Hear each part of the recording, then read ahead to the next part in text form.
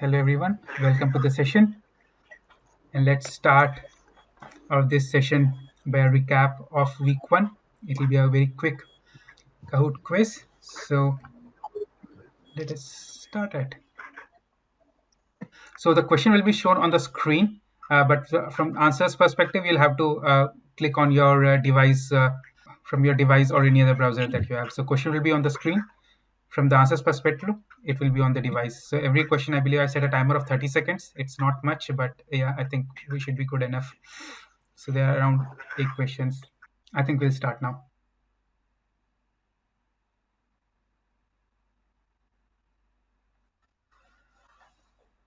Under the shared responsibility model, which of the following is the customers responsible for? And we have the following options. There's a timer going on here on the left hand side. You need to respond it.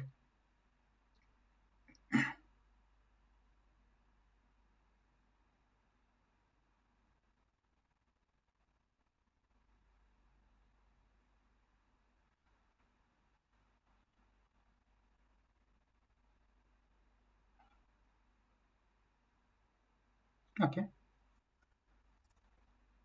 So we have got. Oh, so we have to see the questions from here and then answer it from our own screen, right? Yes, exactly. So question will be Okay. shown here on that. It will be flashed first on the screen, and then it will be shown on the top, and then you have to Yeah. answer it from. I know it might be a bit Uh, confusing for the first time. So just to discuss this from the shared responsibility model perspective, we say that security of the cloud is for AWS, and security in the cloud is for the customer. So if you talk about patching underlying infrastructure, that is something that you would not be having access to. It will be for the AWS to do it. Physical security of the data center or the availability zones or the reasons where exactly it is again uh, for the Amazon AWS to handle. So if it's a traditional data center, then the organization would be doing it on their own, the physical security. But here it is in the cloud. The whole infrastructure is owned and maintained by AWS. Our customers will not be responsible for doing that. Patching network infrastructure, again, it is as far as its infrastructure, it will be AWS will be taking care of. So what is customer responsible for would be Amazon EC2 instance. Is it like it's the virtual machine that uh, you have taken or provisioned, and you will be responsible just for that particular virtual machine. So you'll have to patch that. So let's move on to the next question. Anyone having any issues? No. Probably we'll move on to the next question.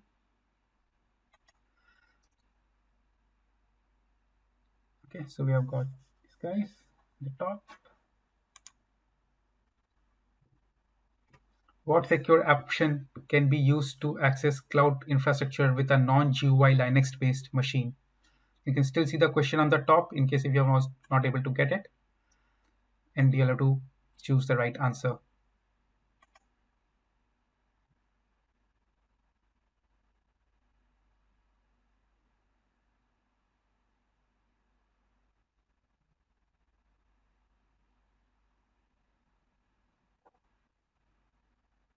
Three seconds left.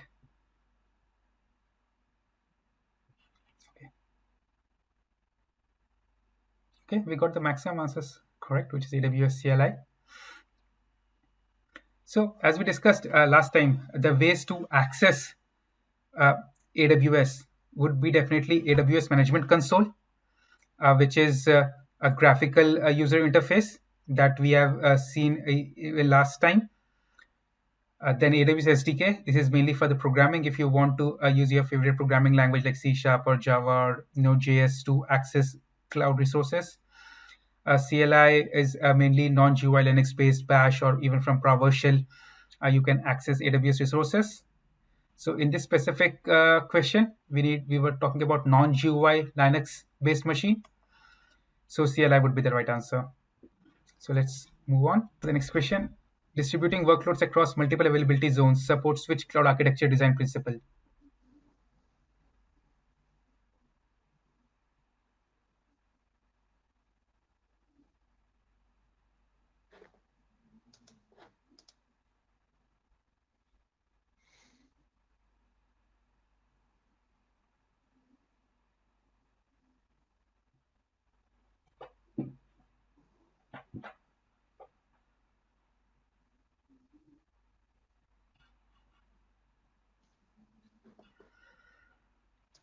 Okay. Oh, good. Most of the people got it right. Great. So yes, it is designed for failure actually. So as you said, there are multiple benefits of using cloud.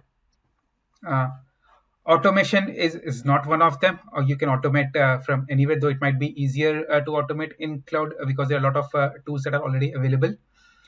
Designed for agility, uh, having workloads multiple across availability zones would be mainly for failure, not for agility or elasticity. Reason being, in case if one availability zone goes down because of any reason, then your workloads will still be working on another availability zones. And because these availability zones are physically distant, around 60 to 100 kilometers distant uh, centers, then they are isolated from each other, even in terms of networking or the cables or the power. So they are pretty resilient. Let's move on to the next question. Okay, that's good. I see a scorecard changing every time.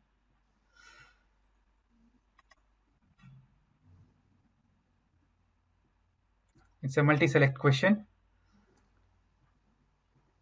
Which characteristics makes AWS cost effective for a workload with dynamic user demand?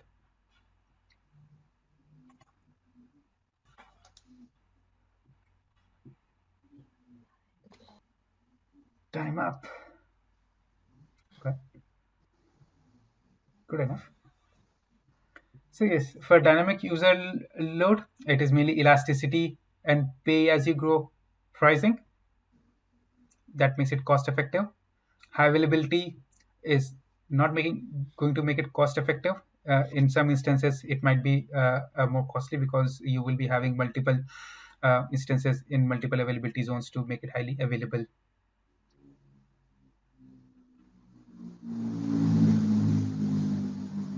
I'm going to go next, and people can go on mute, please.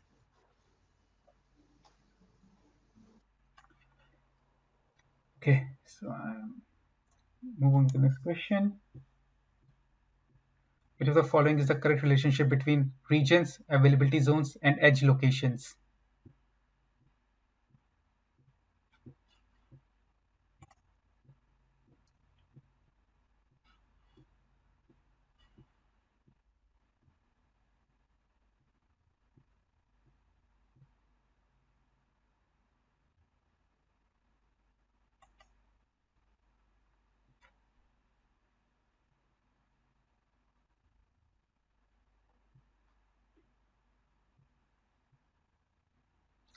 Great. So yes, we have regions. Regions have multiple availability zones, and each availability zone consists of multiple data centers. So that how it is structured. So it all starts from the basic unit, which is data center, which has compute, storage, other kind of instances that it has. Combine multiple data centers into one availability zone, and combine multiple availability zone to become a region.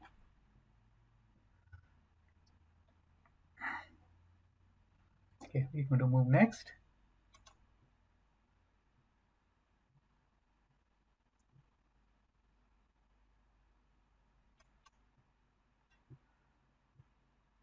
Compared with cost in traditional and virtualized data center, AWS has.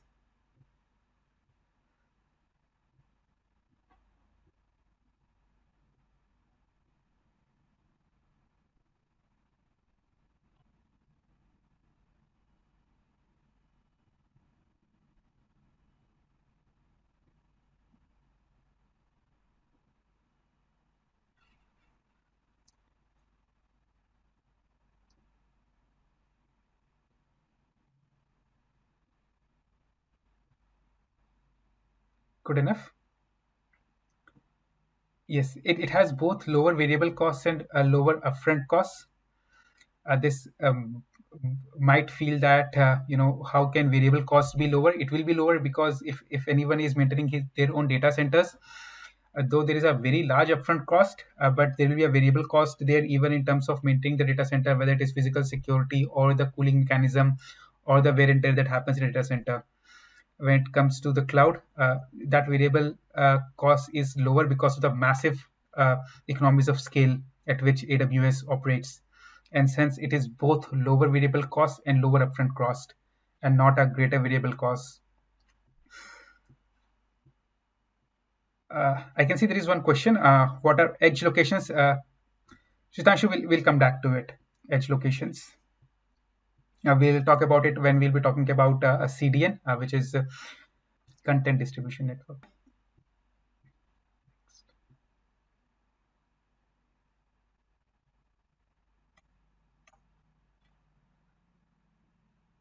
Which AWS IAM feature allows developers to access AWS services through AWS CLI?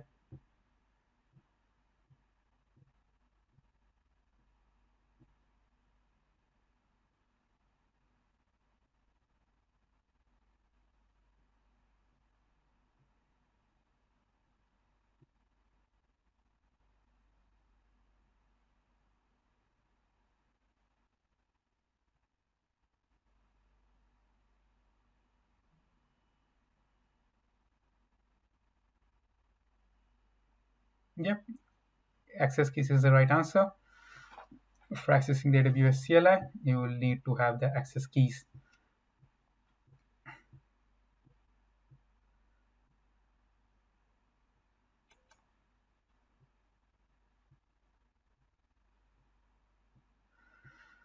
Okay, the last question.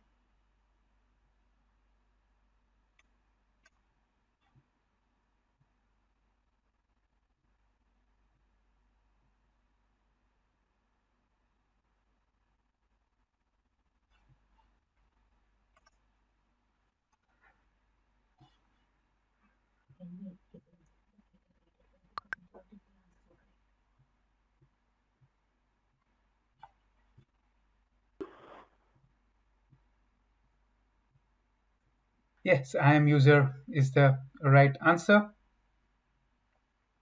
For this, things are used for different stuff in IAM, but for this particular scenario, IAM user is the right answer. Cool. Everyone, I think, did great. Just that there are questions. If you are not aware, then try and read about them more or ask in the group, and we'll discuss each and every question. A great. So I believe this gives you a good idea of how the questions would be structured. So someone used rational greater as, but who is rational greater, if I may ask? Is it? Prasad, it's me, Shitanshu. Hey, Shitanshu, good man. Thank you. But yeah, overall, I see, probably in the first two questions, the interface was not very intuitive. But going ahead, I saw that a lot of people had almost all the questions correct, so which is great. But yeah, whatever last week was shared, or the resources last week was shared, should be good enough for getting these concepts clear. I believe we should now move on to the week 2.